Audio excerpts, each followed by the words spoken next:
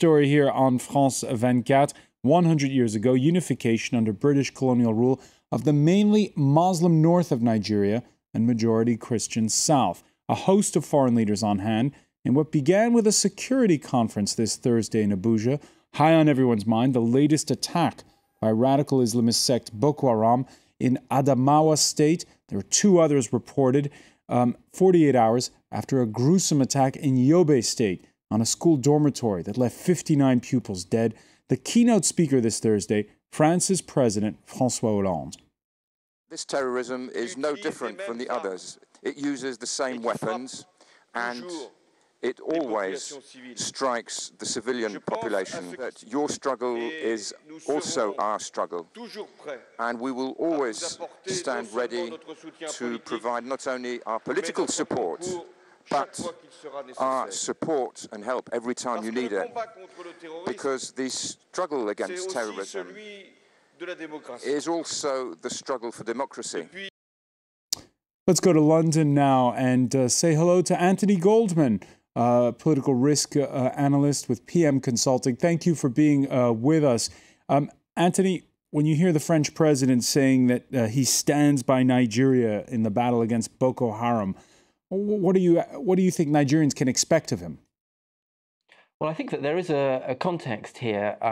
Nigeria was one of the most vigorous supporters in Africa for French intervention in Mali. There's been a lot of cooperation between France, Nigeria, and neighboring Cameroon over hostages that were captured by the Islamists last year, and negotiations led to their safe release. So I think that there has been quite a lot of work between the 2 countries on security, and I think that as the insurgency continues in the northeast, that they'll be looking for more of that kind of help to try to stabilize the border region and to try to work on things like intelligence, sources of financing, and so on, to try to contain the insurgency and then perhaps to roll it back still further. Anthony, this week has been particularly gruesome in northern Nigeria, especially that attack on Tuesday.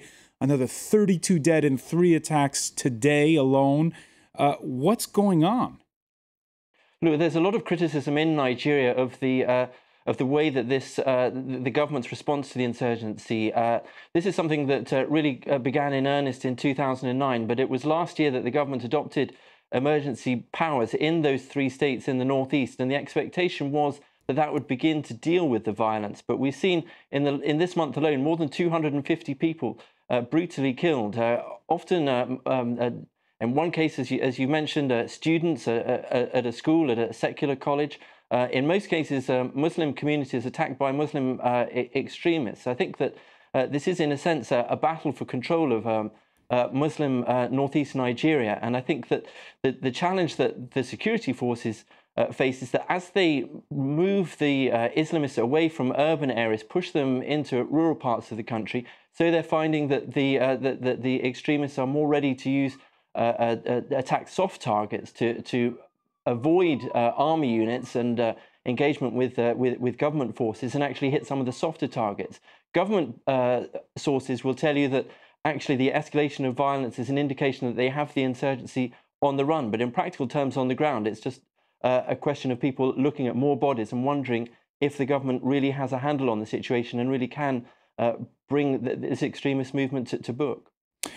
We heard our correspondent, Nicolas Germain, a short while ago tell us, Anthony, that there's a lot of disappointment that Cameroon's president is not at that meeting of leaders, that this was a chance perhaps for François Hollande to get Nigeria and Cameroon's presidents to work together on this.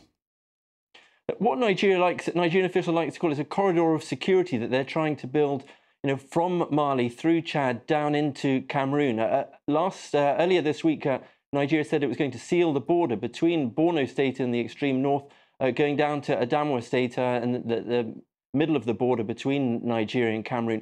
The feeling is in Nigeria that a lot of the Islamists that operate on the Nigerian side of the border after an incident will run back into sanctuary and safe havens back in Cameroon.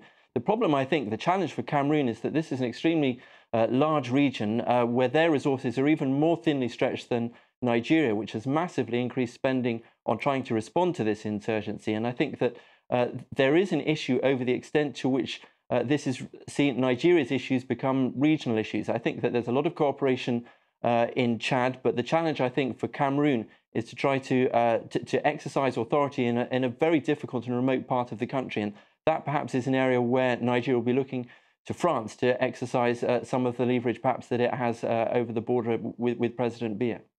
All right, let's go to Lagos now and join journalist and blogger Tolu Olungesi. Thank you for being with us. Tolu, you know the old joke that there's two major powers in West Africa, Nigeria and France. So how do you feel about what France can do to help in this battle against Boko Haram? Well, so because we're an Anglophone country,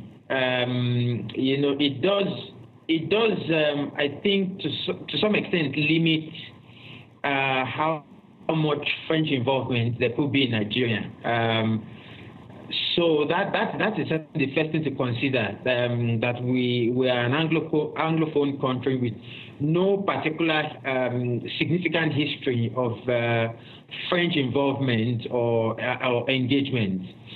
But having said that, one must also consider the place that France occupies of course, in West Africa. With Mali, with the intervention in Mali, for example, clearly, of course, France has a lot to offer in terms of potential military support to Nigeria, based on what it has done elsewhere in Mali, for example. Does it make sense to you, the fact that here it is, this major event, the marking of the 100th anniversary of unification under British rule, but it's not the UK Prime Minister who's in Abuja, it's the French President? Oh yes, absolutely. That's puzzling. That's very puzzling. I would like to better understand why that is the case. Then again, I would understand why the UK would want to downplay its involvement.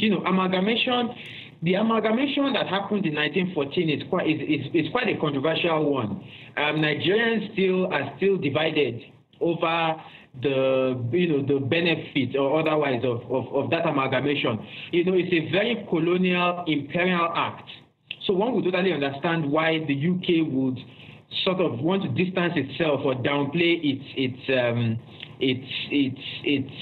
its colonial history with Nigeria. So that would explain why the UK is perhaps not very involved, but it still would not explain why it's France that has chosen, that is the special guest of honor, in a way, in Abuja this week. Let me ask Antony Goldman in London. Anthony, for all of the nations that are former French colonies in Africa, Nigeria is France's #1 trading partner on the continent. Are you surprised that it's the French president, not the British Prime Minister, who's in Abuja today? No, I think that Nigeria is a very important country for not just in the region, not just for Africa, but for a lot of the core countries in Europe, the US and China. There's a huge commercial relationship between France and Nigeria, clearly in oil and gas. It's a major source of operations for Total, but also in other areas, in infrastructure. But that's not to downplay the nature of the relationships that Nigeria has with other countries. But clearly, when it comes to security, cooperation between Nigeria and France has been very close over the last few years, not just in Mali, but Nigeria was very quick to support France in its actions in Libya and also in Ivory Coast. I think that in this particular area, while there has been good cooperation with the British in some of the key areas of logistics on security, the direct relationship, some of the direct issues have been more with French nationals that have been kidnapped. And I think that this has been an issue within the region that France has taken ownership over. And while the focus remains on security, I think that France is probably a really key partner here for Nigeria. And will that continue no matter what? We know that the incumbent president, Goodluck Jonathan, is having some political trouble at home in his bid perhaps to run for re-election. Will that all change? Well, I think that one of the points of the celebration of the or the celebration of the amalgamation of 100 years of Nigeria. I think in an election year, it's an opportunity, I think, for... Oh dear, we seem to have trouble there with the feed with London. I want to thank, though, our political risk consultant, Antony Goldman, for joining us from there. I also want to thank Tolu Olungesi for being with us from Lagos. Stay with us. Much more to come here on France 24. We'll have all the day's news and business and sports. Stay with us.